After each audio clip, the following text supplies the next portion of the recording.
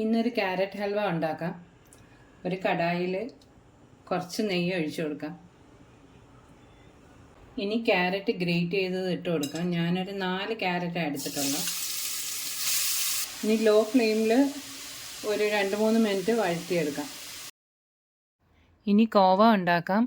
സാധാരണ പാൽക്കോവ ഉണ്ടാക്കുന്നതിന് പാല് മാത്രം വറ്റിച്ചാണ് ഉണ്ടാക്കുന്നത്. ഞാൻ പാലും കുറച്ച് പാൽപ്പൊടിയും കൂടെ ചേർത്താണ് ഉണ്ടാക്കുന്നത്. അതാവുമ്പം പെട്ടെന്ന് കോവ സെറ്റായി കിട്ടും. പാൻ ചൂടാകുമ്പോൾ നെയ്യ് ഒഴിച്ച് കൊടുക്കാം. ഇനി കുറച്ച് പാൽ ഒഴിച്ച് കൊടുക്കാം. കുറച്ച് പാല് വേണം.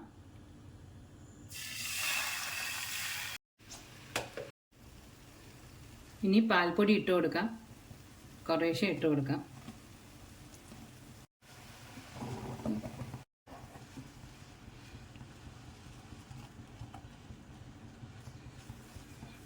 ചെറിയ 3 കവറ് പാൽപ്പൊടിയാണ് എടുത്തിട്ടുള്ളത്. ഇത്രയും മതി. ഇനി തീ ഓഫ് ചെയ്യാം. 1 കപ്പ് പാൽ ഒഴിച്ചു കൊടുക്കാം. ചൂടാക്കിയ പാൽ അടച്ചു വെച്ച് വെള്ളം ഒന്ന് വറ്റി വരുന്നിടം വരെ വേവിക്കാം. പാൽ വറ്റി വന്നിട്ടുണ്ട്. ഇനി പഞ്ചസാര ഇട്ട് കൊടുക്കാം. പഞ്ചസാര ഇടുമ്പം ഒന്നുകൂടെ ലൂസാവും. പിന്നെ ഒന്നുകൂടെ വറ്റിച്ചെടുക്കാം. ഇനി കോവ ചേർക്കാം.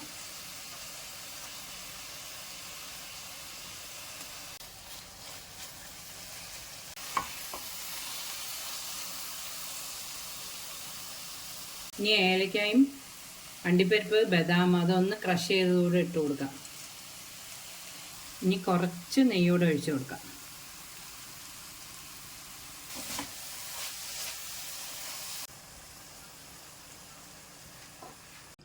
ക്യാരറ്റ് ഹൽവ റെഡി ആയിട്ടുണ്ട്.